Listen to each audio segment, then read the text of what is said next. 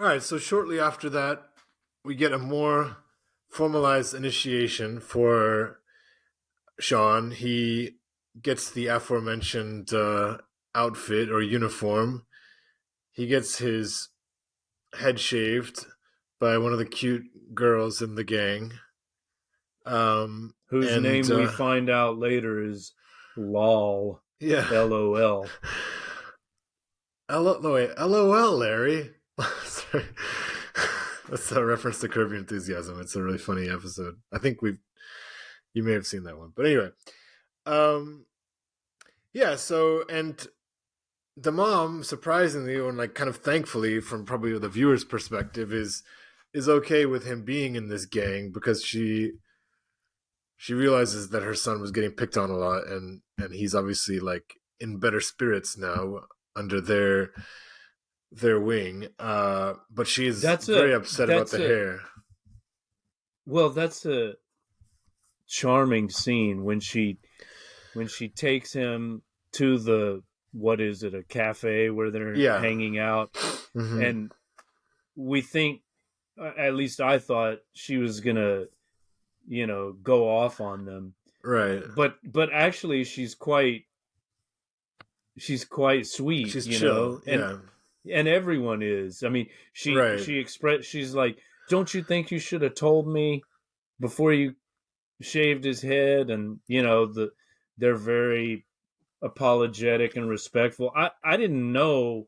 I thought maybe they were the bad skinheads. At this point in the film, we don't know who they are. I thought maybe they were like tricking him so they could beat the shit out of him later. I didn't know. So it was that's when I started to think, I really like these kids. They're really good-hearted and they're just misfits kind. who right. Although this will all change in a moment. And yeah, just speaking to that, what you talked about, maybe that's that British, the northern, especially this northern sweetness, which we hear about, and politeness. I mean, that could be one of the factors. But shortly after that, the film takes a darker turn. There's a party, and in come the character who's possibly the most important character besides our narrator, and that is Combo, who has just got out of prison. Our narrator. Sorry, not our narrator. Sean, sorry, our main hero. But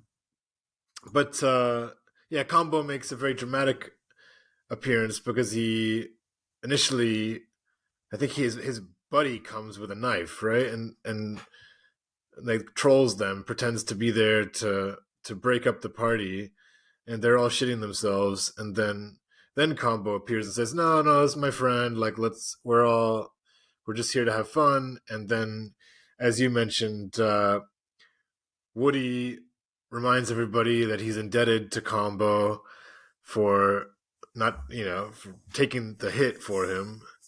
And but even this, sorry to interrupt. No problem. Even this, supposed joke is a manipulation. He's already starting to work on them. I used to have friends like that, For sure. They would act like, oh, I'm just busting your balls. It's just a joke. But really, it's like an implied threat. Exactly. It's like, it is a form of bullying, and then they can play it off as, what are you getting upset about? I was just joking. Exactly. So he's asserting his authority through this entrance, right? And we find out later that, I mean, we don't know the details, but apparently he's being like funded by these, we assume, wealthy businessmen who are like members of the National Front. It's like this is, also characteristic of ur-fascist organizations. They align themselves with basically criminal elements, like they have well, the Nazis in Germany did too, right? They had like street thugs that they would use to enforce their will, right? And we see something similar happening here. I mean, the combo later talks about his troops. He thinks he has troops, so it's like it's a paramilitary organization, and so Right. the rich guys recruit these prisoners that are out on parole or whatever, and they're supposed to go recruit other outcasts. I didn't And realize so that that he was being directly funded, but maybe can we come to that a little bit later? I don't know that he was. That was just my assumption. Okay. So the point is, though, that even though we probably have our suspicions about Combo just from this kind of brutal entrance and just the way he carries himself, the kind of first moment that we get a real sense for the more pernicious and the more threatening side of Combo happens the next day. Combo has demanded or requested that everyone show up at his house. They all go, and then Combo gives his first racially charged nationalistic speech about how England's been being turned over by immigrants. Yeah, but And before that, at that first party, he uses a racial slur in front of Milky, yeah, the right. It's the word Jamaican. wog. Yeah, which is not, you know, in common usage in the States, but in like Britain and like British protectorates. I think it's used in Australia and maybe not Canada actually, but I think it is used in Australia. I agree with that, yeah. But it's a what does it Yeah, I don't mean? know the power that it has either. I know it's like I looked it up, and yeah, it's a term used against brown people, basically. Mm-hmm. But that was kind of weird because I felt I could see someone like being rubbed the wrong way by him using a word like that, but he was apologetic about it. I mean, I didn't really. I was surprised at how affected people felt by his use of that word in that Well, scene. And I'm not there was excusing it. I'm just saying it was. that's when there was some dissension because some members of the gang said he didn't do anything wrong. He just was telling a story. You asked him to tell a story, and he did apologize. But then, Woody, the Woody faction, Woody and Milky, I guess, their attitude was, nah, he knew what he was doing, and that was out of line. What was your And then, reaction? I mean, I was just trying to follow the conversation because it was Yeah. like, yeah, there were the dialectal issues, and then also things happened pretty quickly. But Yeah. clearly, Milky was offended, Right. and he sarcastically said, "You were telling us about your experience with the brown gentleman," Mm. and then like the story as told by Combo was it wasn't clear to me what happened. It was something to do with pudding, and he's Yeah. like ostentatiously eating the pudding in front of the so-called brown gentleman, and I don't know. There was some Right. He kind of stands like, up to him because this guy had been repeatedly stealing his pudding. And in yeah, England, by the way, pudding can be just a synonym for dessert. It's not necessarily just like an actual sure, pudding. Okay. yeah. It's a funny word in a way. Okay, so now in the next How scene, which can I you just eat your talked about, pudding if you don't eat your meat? Yes. Was that a quote from the film? That's from Pink Floyd, The Wall. Oh yeah, that's right. That's right. Okay. Um, so after that story, the next day the boys go over. Combo gives a speech, as I said, and then there's this super awkward showdown between Combo and Milky, where he asks them this critical question: do you consider yourself English or Jamaican? Yeah. And yeah, it's just ridiculous, and that's when we know 100% that kind of the direction that the film's going to take. And maybe I noted the timestamp there. Okay. That was at 44 minutes. Okay. So he uses the phrase "fucking wog" at 37 minutes. That's when this tension starts to build, right? So like at 44 minutes, that's when he asks him the fateful question: do you consider yourself English or Jamaican? And Milky, his reaction is interesting. How do you think he was processing that? Because he eventually says English, but he doesn't say it immediately. There's like a long, uncomfortable pause. Right. That's interesting that you point that out. Yeah, because I didn't really reflect on that. But yeah, because we don't know. Is he saying it because he's intimidated? Is he saying it because he's been to some degree convinced by this argument? Right? Are you saying those are the two major factors he's considering? And then the pause, is that like because he's actually thinking, or is it because it's a way for him to kind of take back some power and say, I'm not just going to obsequiously. Yeah, I thought that too. Like he knows what the correct answer is, but he's not going to blurt it out. He's going to milk it a little bit, no pun intended. Yeah, because he's milky. Yeah.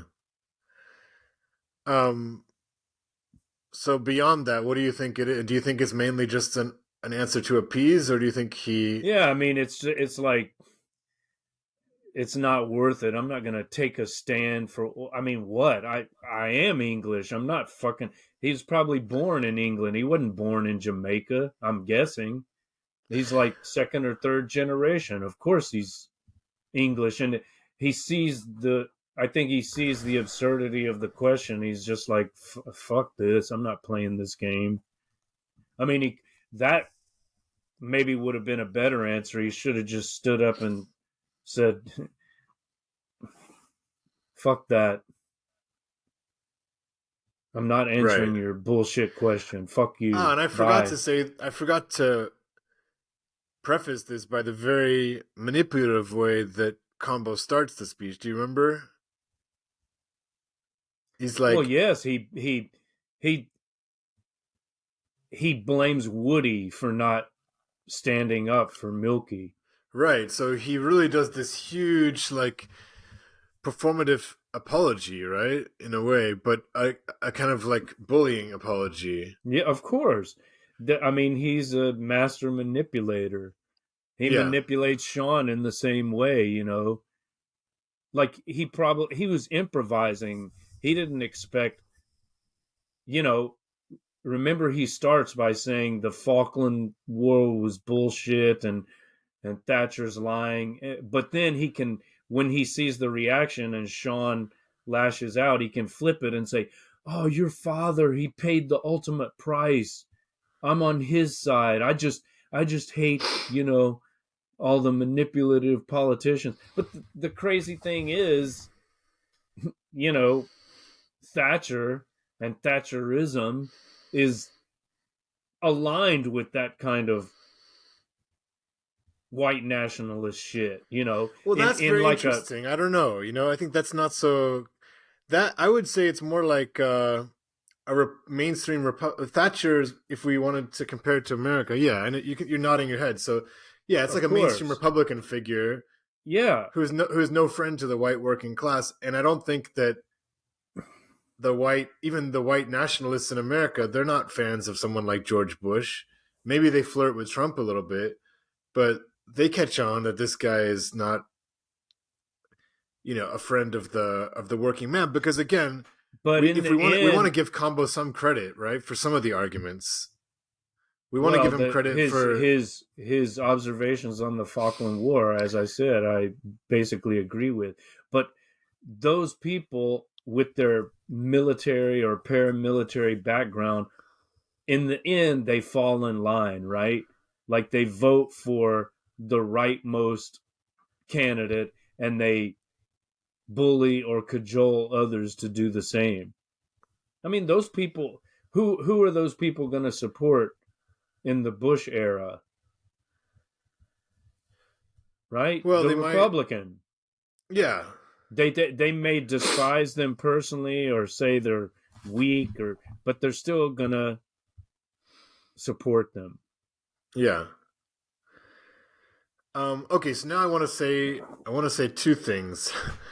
Uh, one is this is when something jumped in my brain. Like I'm not sure how much I love this film, and because it started to feel a little bit formulaic and heavy-handed. So that's like because it just all kind of became clear that okay, I've seen this movie. This is American History X, and I don't want to shit on this movie. It's a good film, Mm-hmm. and it's from what I've learned, it's very much rooted in the director's own life experience. So I want to also respect that, and I want to also respect the fact that it's depicting an aspect of British society which undoubtedly existed and does deserve to be criticized, discussed, and so on. However, there's just an element of, I want to call it like Hollywoodism to the film in terms of, I don't know, the juxtaposition between good and evil. You know, it's just like so clear. It's like given to us. Of course, we're cheering for the Pakistani store owner. Of course, you know, it's a bit too like stocky for me, stock characters, and that would be my slight criticism of this film is that Mm-hmm. I I don't know. What do you think about that? Well, I expected it to be more cartoonish. Like when he was Combo, we're talking about when he was basically stalking Lol. Right, I was afraid he was gonna rape her. Like when he asked to talk to her and she actually gets in his car and talks to him, right, I was thinking, don't get in his fucking car. right, right, You know, but actually it showed us another side of him. Like had been he was pathetic in his obsession with her, right? Like he thought about her while in prison. He made her this stupid little box, you know, which meant so much to him, but to her, she's like, "No, I'm not even That's a taking it." great scene. I mean, we've jumped ahead a little bit, but I love it.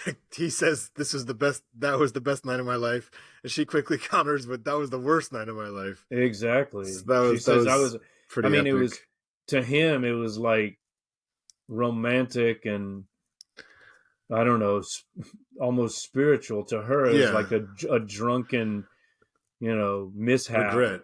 Yeah, Yeah, and more than regret, like you know, potentially trauma. Yeah, traumatizing. right. Yeah. So to the movie's credit, and this is Speaking of potentially traumatic sexual experiences, I know we're jumping around, but we got to talk about Sean and yeah. Smell. Let's do that. And oh man, I lost my train of thought because where were we in that? We were talking about combo. There's what last thing I want to say was that to the movie's credit, and this is like upon reflection why I don't want to, you know, judge it too harshly, is that Combo is a complicated character, and he's not, as you said, a cartoonish villain to the degree of Iago. Speaking of like the Shakespeare that I'm reading right now, um, yeah, because one, he's so emotionally invested in Lol, but also in the critical scene later on, which I won't talk about right now, but he's clearly triggered by Milky's good life. Yeah, I mean, he's clearly suffered, and I've also heard that character continues to be even more three-dimensional in the subsequent series that follow. So who, the combo character? Yeah, the combo character. Is it the same actors or a completely different same actors? cast? Same actors, and so I think that Oh, the director's really? really taking pains to not make this about individual characters' moral failings, but more about how the society has let them down, and that then leads to, these toxic ideologies, this insane rage. And again, that's not to justify it, but it's like, let's share the blame for characters like this. Let's see how we contribute to it and how our society contributes to it. Well, it's the prison system that I'm sure he probably wasn't a great guy before he went in, but how much worse did prison make him? Yeah. How much worse was he after 3 years in the can? Right. Or however, I think it was 3 years, right? I think it was, yeah. Yeah. So, prison is sometimes called the penitentiary, right? The place where you do your penance. Right. And you're supposedly rehabilitated and redeemed, and then you return to society. Does that ever happen in a modern prison? No, it wrecks people. It destroys them. There's very little pretense even of rehabilitation. Well, in America in particular, right? In America in particular, and maybe in Britain. But I mean, we know that some like Scandinavian countries, they have like. Well, okay, but we're not there. Approach. We're in the Anglo-American world of the neoliberal world with a privatized prison system facilitated by Reagan and Thatcher. Yeah. Do you want to say anything else about my tempered criticism of this being a bit formulaic? I can see what you mean, but maybe I enjoyed and appreciated it more than you. I don't know why. Maybe because I felt a closer connection to that period. That is when I came of age myself, Yeah. Like I would have been at that time, 83, I would have been, roughly the same age as Sean, so a little bit younger than the older characters, but I knew people that age, Yeah, I guess I was just, when I heard the description of the film, I wanted more about the music, and that I wanted it to highlight that kind of ska reggae culture. That would be super interesting for me. So that's kind of what I was thirsty for. Let's talk about the music. I mean, the great discovery for me was the UK Subs song Warhead, which I had never heard before, but I don't know, near the middle of the film, this amazing punk or post-punk song is played as the gang, Combo's new gang, after he's usurped Woody's position, is walking in slow motion to the car, I guess. And I had never heard it. I caught one of the lines and Googled it and discovered, I thought it sounded a bit like the Clash, but it wasn't Joe Strummer, I didn't think. And so I discovered it's a song by the UK Subs. So yeah, some of the lyrics: the soldiers of Islam are loading their guns, they're getting ready, but the Russian tanks are mowing them down, they're getting ready. There's children in Africa with Tommy guns getting ready, while the Islam armies are beckoning on, getting ready. It's pretty crazy shit. Well, it's talking about the the rising of a militant East, which will, overrun the West and burn but also its temples criticizing the down. West because it says stuck in the middle of the Yankees and the Russians. Yeah. So, because bye planet, let alone your nation. Warhead, warhead. Yeah. Pretty cool. Okay, let's talk now about the other sexual relationship that you just mentioned. So this is a relationship that's kind of, you could say, well, it's, I don't know if triggered is the right word, but it's like it's highly encouraged by the whole crew, and it's between, again, 12-year-old Sean and 16, soon to be 17-year-old Smell. So, and it's not just an age difference, but she's like twice his size too. Yeah. So I don't really like this relationship. I mean, I think it's a bit like male fantasy. What if you were a 12-year-old boy? Yeah, then I might, for sure. Yeah. So, I mean, it's I don't know if that would play well today. Like, could they make a film like that today? I mean, they could, but a mainstream film, would it have such a scene? You can imagine the outrage of certain people.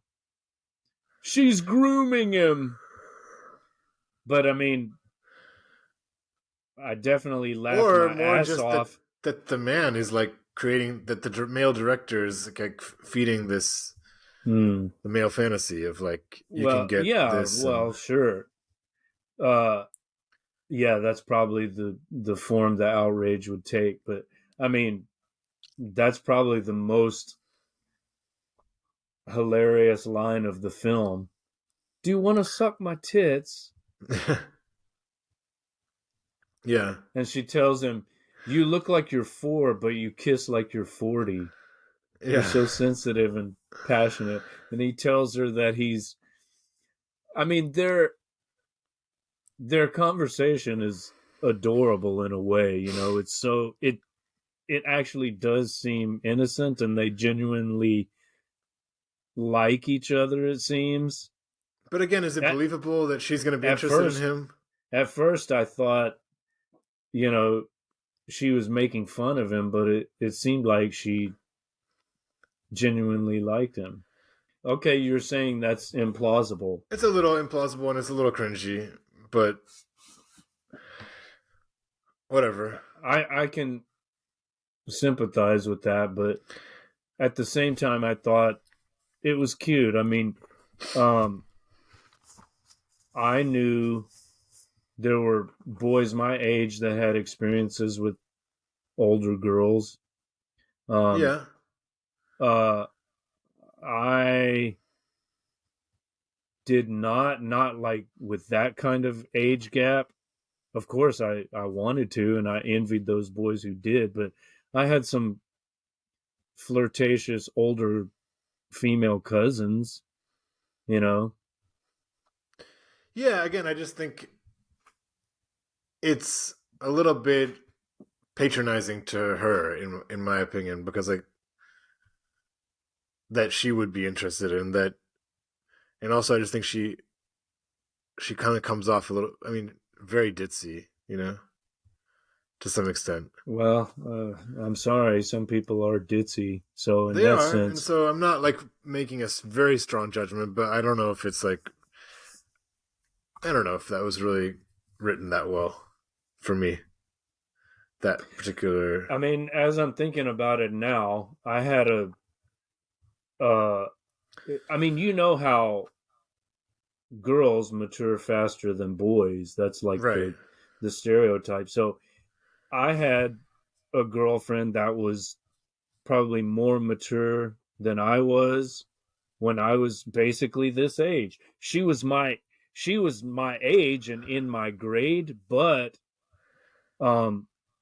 she was more mature than me, and so she but that's the point. That's the point. Yeah, but but she was my girlfriend, and it was. Yeah, but to already recognize that maturity gap, which you're talking about, and then give them an extra 4 years at that age seems a bit over the top. But if whatever.